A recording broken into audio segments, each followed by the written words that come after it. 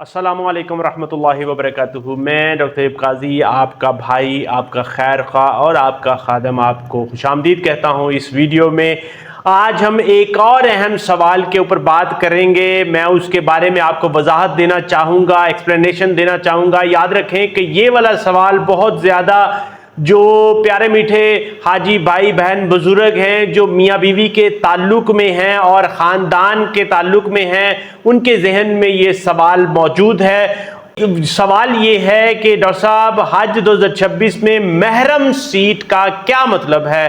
क्या मियाँ बीवी को इस में शामिल किया जाएगा? तो मैं आपको इसका बहुत ही आसान और वजाहत के साथ जवाब देता चलूँ।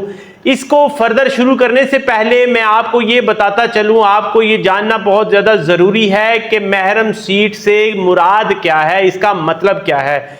याद रखें कि महरम सीट दरअसल ख़वातीन के लिए मखसूस सीटें हैं जिनके ऊपर वो अपने महरम के साथ हज की अदायगी, हज के फ्रीज़े की अदायगी करने की सादत हासिल करती हैं।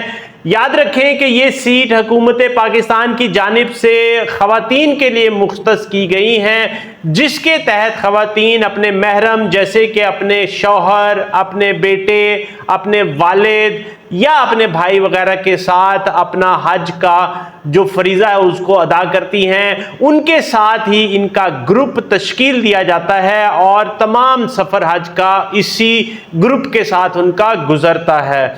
अब आगे सवाल ये है कि क्या मियाँ बीवी को महरम सीट में रखा जाएगा? याद रखें कि ये बिल्कुल ठीक है कि जो भी ख़वातीन, जो भी मर्द शौहर या बीवी के ताल्लुक में मौजूद हैं और वो इकट्ठे दरख्वास्त देते हैं तो उनको महरम सीट में रखा जाएगा। और मैं आपको ये बताता चलूँ, ये बहुत ज़्यादा ज़रूरी है कि जब आप एप्लीकेशन दें तो आप उसके ऊपर क्लियरली मेंशन करें।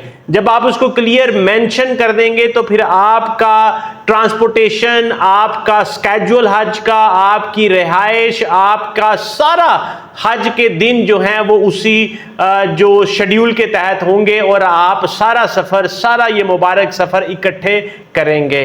याद रखें कि जब आप एप्लीकेशन के लिए आज जैसे कि 4 अगस्त है जाएंगे तो उसमें आपने क्लियरली मेंशन कर देना है ताकि आप एक ही ग्रुप में इकट्ठे रहें और आपको महरम सीट में रखा जाए। मैं आपको अहम मशवरा देता चलूं कि अगर आप चाहते हैं वो प्यारे मीठे हाजी भाई बहन बुजुर्ग के जो इकट्ठे अपना सफ़र करें, तो आपने जब अप्लाई करना है तो आपने महरम का जो कॉलम है उसमें इस रिश्ते को वाज़े करना है।